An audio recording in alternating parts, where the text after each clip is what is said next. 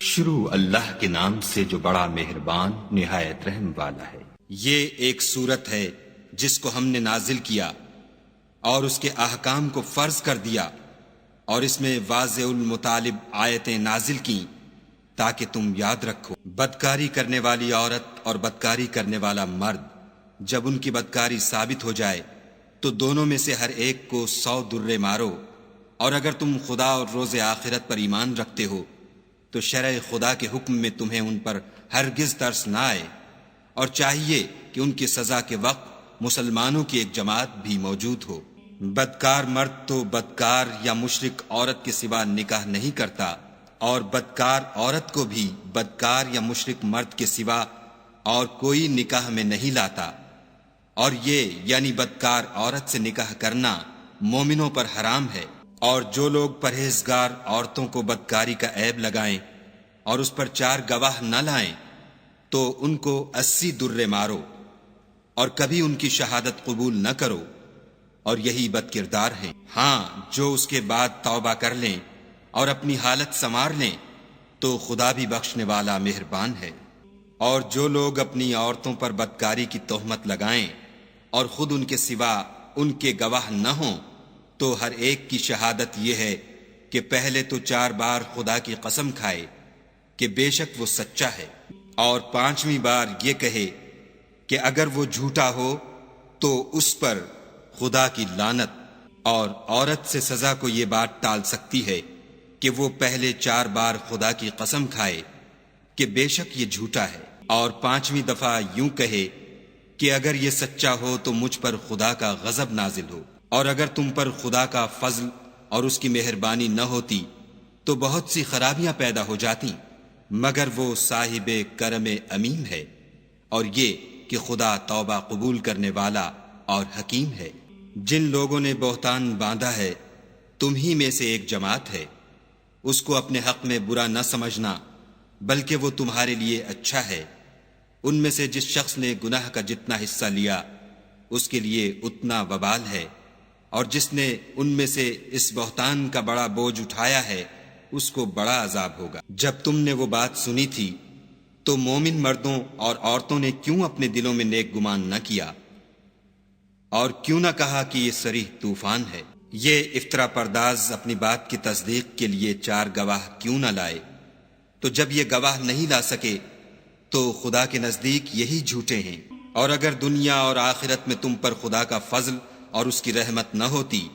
تو جس شغل میں تم منہمک تھے اس کی وجہ سے تم پر بڑا سخت عذاب نازل ہوتا۔ جب تم اپنی زبانوں سے اس کا ایک دوسرے سے ذکر کرتے تھے اور اپنے منہ سے ایسی بات کہتے تھے جس کا تم کو کچھ بھی علم نہ تھا، اور تم اسے ایک ہلکی بات سمجھتے تھے، اور خدا کے نزدیک وہ بڑی بھاری بات تھی۔ اور جب تم نے اسے سنا تھا تو کیوں نہ کہہ دیا کہ ہمیں شایع نہیں کہ ایسی بات زبان پر لائیں؟ پروردگار تو پاک ہے، یہ تو بہت بڑا بہتان ہے۔ خدا تمہیں نصیحت کرتا ہے کہ اگر مومن ہو تو پھر کبھی ایسا کام نہ کرنا، اور خدا تمہارے سمجھانے کے لیے اپنی آیتیں کھول کھول کر بیان فرماتا ہے، اور خدا جاننے والا اور حکمت والا ہے۔ جو لوگ اس بات کو پسند کرتے ہیں کہ مومنوں میں بے حیائی یعنی تہمت بدکاری کی خبر پھیلے، ان کو دنیا اور آخرت میں دکھ دینے والا عذاب ہوگا، اور خدا جانتا ہے اور تم نہیں جانتے۔ اور اگر تم پر خدا کا فضل اور اس کی رحمت نہ ہوتی تو کیا کچھ نہ ہوتا، مگر وہ کریم ہے، اور یہ کہ خدا نہایت مہربان اور رحیم ہے۔ مومنو، شیطان کے قدموں پر نہ چلنا، اور جو شخص شیطان کے قدموں پر چلے گا تو شیطان تو بے حیائی کی باتیں اور برے کام ہی بتائے گا۔ اور اگر تم پر خدا کا فضل اور اس کی مہربانی نہ ہوتی تو ایک شخص بھی تم میں پاک نہ ہو سکتا، مگر خدا جس کو چاہتا ہے پاک کر دیتا ہے، اور خدا سننے والا اور جاننے والا ہے۔ اور جو لوگ تم میں صاحب فضل اور صاحب وسعت ہیں وہ اس بات کی قسم نہ کھائیں کہ رشتہ داروں اور محتاجوں اور وطن چھوڑ جانے والوں کو کچھ خرچ پات نہیں دیں گے۔ ان کو چاہیے کہ معاف کر دیں اور درگزر کریں۔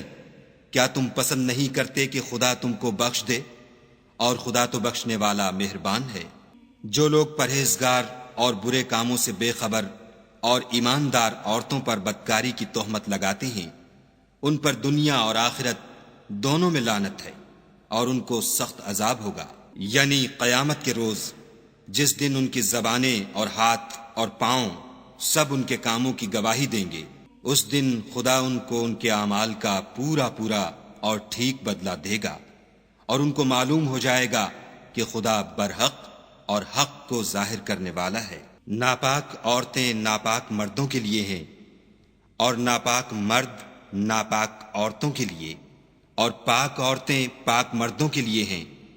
اور پاک مرد پاک عورتوں کے لیے۔ یہ پاک لوگ ان بدگوئیوں کی باتوں سے بری ہیں اور ان کے لیے بخشش اور نیک روزی ہے۔ مومنو، اپنے گھروں کے سوا دوسرے لوگوں کے گھروں میں گھر والوں سے اجازت لیے اور ان کو سلام کیے بغیر داخل نہ ہوا کرو، یہ تمہارے حق میں بہتر ہے، اور ہم یہ نصیحت اس لیے کرتے ہیں کہ شاید تم یاد رکھو۔ اگر تم گھر میں کسی کو موجود نہ پاؤ تو جب تک تم کو اجازت نہ دی جائے اس میں مت داخل ہو، اور اگر یہ کہا جائے کہ اس وقت لوٹ جاؤ تو لوٹ جایا کرو، یہ تمہارے لیے بڑی پاکیزگی کی بات ہے،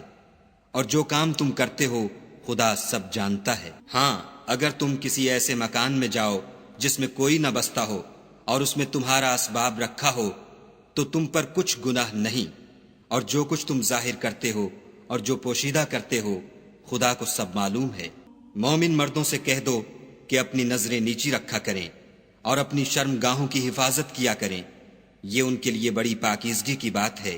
اور جو کام یہ کرتے ہیں خدا ان سے خبردار ہے۔ اور مومن عورتوں سے بھی کہہ دو کہ وہ بھی اپنی نگاہیں نیچی رکھا کریں اور اپنی شرم گاہوں کی حفاظت کیا کریں، اور اپنی آرائش یعنی زیور کے مقامات کو ظاہر نہ ہونے دیا کریں مگر جو اس میں سے کھلا رہتا ہو، اور اپنے سینوں پر اوڑھنیاں اوڑھے رہا کریں، اور اپنے خاوند اور باپ اور خسر اور بیٹوں اور خاوند کے بیٹوں اور بھائیوں اور بھتیجوں اور بھانجوں اور اپنی ہی قسم کی عورتوں اور لونڈی غلاموں کے سوا نیز ان خدام کے جو عورتوں کی خواہش نہ رکھیں، یا ایسے لڑکوں کے جو عورتوں کے پردے کی چیزوں سے واقف نہ ہوں، غرض ان لوگوں کے سوا کسی پر اپنی زینت اور سنگار کے مقامات کو ظاہر نہ ہونے دیں، اور اپنے پاؤں ایسے طور سے زمین پر نہ ماریں کہ جھنکار کانوں میں پہنچے اور ان کا پوشیدہ زیور معلوم ہو جائے۔ اور مومنوں، سب خدا کے آگے توبہ کرو تاکہ فلاح پاؤ، اور اپنی قوم کی بیوہ عورتوں کے نکاح کر دیا کرو، اور اپنے غلاموں اور لونڈیوں کے بھی جو نیک ہوں نکاح کر دیا کرو۔ اگر وہ مفلس ہوں گے تو خدا ان کو اپنے فضل سے خوشحال کر دے گا، اور خدا بہت وسعت والا اور سب کچھ جاننے والا ہے۔ اور جن کو بیاہ کا مقدور نہ ہو وہ پاک دامنی کو اختیار کیے رہیں یہاں تک کہ خدا ان کو اپنے فضل سے غنی کر دے۔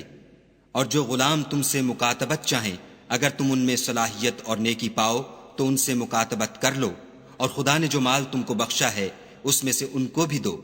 اور اپنی لونڈیوں کو اگر وہ پاک دامن رہنا چاہیں تو بے شرمی سے دنیاوی زندگی کے فوائد حاصل کرنے کے لیے بدکاری پر مجبور نہ کرنا، اور جو ان کو مجبور کرے گا تو ان بیچاریوں کے مجبور کیے جانے کے بعد خدا بخشنے والا مہربان ہے۔ اور ہم نے تمہاری طرف روشن آیتیں نازل کی ہیں، اور جو لوگ تم سے پہلے گزر چکے ہیں ان کی خبریں اور پرہیزگاروں کے لیے نصیحت۔ خدا آسمانوں اور زمین کا نور ہے، اس کے نور کی مثال ایسی ہے کہ گویا ایک طاق ہے جس میں چراغ ہے، اور چراغ ایک قندیل میں ہے، اور قندیل ایسی صاف شفاف ہے کہ گویا موتی کا سا چمکتا ہوا تارا ہے۔ اس میں ایک مبارک درخت کا تیل جلایا جاتا ہے، یعنی زیتون، کہ نہ مشرق کی طرف ہے نہ مغرب کی طرف۔ ایسا معلوم ہوتا ہے کہ اس کا تیل خواہ آگ اسے نہ بھی چھوئے جلنے کو تیار ہے۔ بڑی روشنی پر روشنی ہو رہی ہے۔ خدا اپنے نور سے جس کو چاہتا ہے سیدھی راہ دکھاتا ہے۔ اور خدا جو مثالیں بیان فرماتا ہے تو لوگوں کے سمجھانے کے لیے، اور خدا ہر چیز سے واقف ہے۔ وہ قندیل ان گھروں میں ہے جن کے بارے میں خدا نے ارشاد فرمایا ہے کہ بلند کیے جائیں، اور وہاں خدا کے نام کا ذکر کیا جائے، اور ان میں صبح و شام اس کی تسبیح کرتے رہیں۔ یعنی ایسے لوگ جن کو خدا کے ذکر اور نماز پڑھنے اور زکوٰۃ دینے سے نہ سوداگری غافل کرتی ہے نہ خرید و فروخت، وہ اس دن سے جب دل خوف اور گھبراہٹ کے سبب الٹ جائیں گے اور آنکھیں اوپر چڑھ جائیں گی ڈرتے ہیں، تاکہ خدا ان کو ان کے عملوں کا بہت اچھا بدلہ دے اور اپنے فضل سے زیادہ بھی عطا کرے، اور خدا جس کو چاہتا ہے بے شمار رزق دیتا ہے۔ اور جن لوگوں نے کفر کیا ان کے اعمال کی مثال ایسی ہے جیسے میدان میں ریت کہ پیاسا اسے پانی سمجھے، یہاں تک کہ جب اس کے پاس آئے تو اسے کچھ بھی نہ پائے، اور خدا ہی کو اپنے پاس دیکھے تو وہ اسے اس کا حساب پورا پورا چکا دے، اور خدا جلد حساب کرنے والا ہے۔ یا ان کے اعمال کی مثال ایسی ہے جیسے دریائے عمیق میں اندھیرے جس پر لہر چڑھی چلی آتی ہو، اور اس کے اوپر اور لہر آ رہی ہو، اور اس کے اوپر بادل ہو، غرض اندھیرے ہی اندھیرے ہوں، ایک پر ایک چھایا ہوا، جب اپنا ہاتھ نکالے تو کچھ نہ دیکھ سکے، اور جس کو خدا روشنی نہ دے اس کو کہیں بھی روشنی نہیں مل سکتی۔ کیا تم نے نہیں دیکھا کہ جو لوگ آسمانوں اور زمین میں ہیں خدا کی تسبیح کرتے رہتے ہیں، اور پر پھیلائے ہوئے جانور بھی، اور سب اپنی نماز اور تسبیح کے طریقے سے واقف ہیں، اور جو کچھ وہ کرتے ہیں سب خدا کو معلوم ہے، اور آسمان اور زمین کی بادشاہی خدا ہی کے لیے ہے، اور خدا ہی کی طرف لوٹ کر جانا ہے۔ کیا تم نے نہیں دیکھا کہ خدا ہی بادلوں کو چلاتا ہے، پھر ان کو آپس میں ملا دیتا ہے، پھر ان کو تہ بتہ کر دیتا ہے، پھر تم دیکھتے ہو کہ بادل میں سے مے نکل کر برس رہا ہے، اور آسمان میں جو اولوں کے پہاڑ ہیں ان سے اولے نازل کرتا ہے، تو جس پر چاہتا ہے اس کو برسا دیتا ہے، اور جس سے چاہتا ہے ہٹا رکھتا ہے، اور بادل میں جو بجلی ہوتی ہے اس کی چمک آنکھوں کو خیرہ کر کے بینائی کو اچکے لیے جاتی ہے۔ خدا ہی رات اور دن کو بدلتا رہتا ہے، اہل بصارت کے لیے اس میں بڑی عبرت ہے۔ اور خدا ہی نے ہر چلنے پھرنے والے جاندار کو پانی سے پیدا کیا، تو ان میں سے بعض ایسے ہیں کہ پیٹ کے بل چلتے ہیں، اور بعض ایسے ہیں جو 2 پاؤں پر چلتے ہیں، اور بعض ایسے ہیں جو 4 پاؤں پر چلتے ہیں۔ خدا جو چاہتا ہے پیدا کرتا ہے، بے شک خدا ہر چیز پر قادر ہے۔ ہم ہی نے روشن آیتیں نازل کی ہیں، اور خدا جس کو چاہتا ہے سیدھے رستے کی طرف ہدایت کرتا ہے۔ اور بعض لوگ کہتے ہیں کہ ہم خدا پر اور رسول پر ایمان لائے اور ان کا حکم مان لیا، پھر اس کے بعد ان میں سے ایک فرقہ پھر جاتا ہے، اور یہ لوگ صاحب ایمان ہی نہیں ہیں۔ اور جب ان کو خدا اور اس کے رسول کی طرف بلایا جاتا ہے تاکہ رسول خدا ان کا قضیہ چکا دیں، تو ان میں سے ایک فرقہ منہ پھیر لیتا ہے، اور اگر معاملہ حق ہو اور ان کو پہنچتا ہو تو ان کی طرف مطیع ہو کر چلے آتے ہیں۔ کیا ان کے دلوں میں بیماری ہے، یا یہ شک میں ہیں، یا ان کو یہ خوف ہے کہ خدا اور اس کا رسول ان کے حق میں ظلم کریں گے؟ نہیں، بلکہ یہ خود ظالم ہیں۔ مومنوں کی تو یہ بات ہے کہ جب خدا اور اس کے رسول کی طرف بلائے جائیں تاکہ وہ ان میں فیصلہ کریں تو کہیں کہ ہم نے حکم سن لیا اور مان لیا، اور یہی لوگ فلاح پائیں۔ اور جو شخص خدا اور اس کے رسول کی فرما برداری کرے گا اور اس سے ڈرے گا تو ایسے ہی لوگ مراد کو پہنچنے والے ہیں۔ اور یہ خدا کی سخت سخت قسمیں کھاتے ہیں کہ اگر تم ان کو حکم دو تو سب گھروں سے نکل کھڑے ہوں۔ کہہ دو کہ قسمیں مت کھاؤ، پسندیدہ فرما برداری درکار ہے، بے شک خدا تمہارے سب اعمال سے خبردار ہے۔ کہہ دو کہ خدا کی فرما برداری کرو اور رسول خدا کے حکم پر چلو۔ اگر منہ موڑو گے تو رسول پر اس چیز کا ادا کرنا ہے جو ان کے ذمے ہے، اور تم پر اس چیز کا ادا کرنا ہے جو تمہارے ذمے ہے، اور اگر تم ان کے فرمان پر چلو گے تو سیدھا رستہ پالو گے۔ اور رسول کے ذمے تو صاف صاف احکام خدا کا پہنچا دینا ہے۔ جو لوگ تم میں سے ایمان لائے اور نیک کام کرتے رہے ان سے خدا کا وعدہ ہے کہ ان کو ملک کا حاکم بنا دے گا جیسا ان سے پہلے لوگوں کو حاکم بنایا تھا، اور ان کے دین کو جسے اس نے ان کے لیے پسند کیا ہے مستحکم و پائیدار کرے گا، اور خوف کے بعد ان کو امن بخشے گا۔ وہ میری عبادت کریں گے اور میرے ساتھ کسی چیز کو شریک نہ بنائیں گے، اور جو اس کے بعد کفر کرے تو ایسے لوگ بد کردار ہیں۔ اور نماز پڑھتے رہو اور زکوٰۃ دیتے رہو اور پیغمبر خدا کے فرمان پر چلتے رہو تاکہ تم پر رحمت کی جائے، اور ایسا خیال نہ کرنا کہ کافر لوگ ہم کو زمین میں مغلوب کر دیں گے،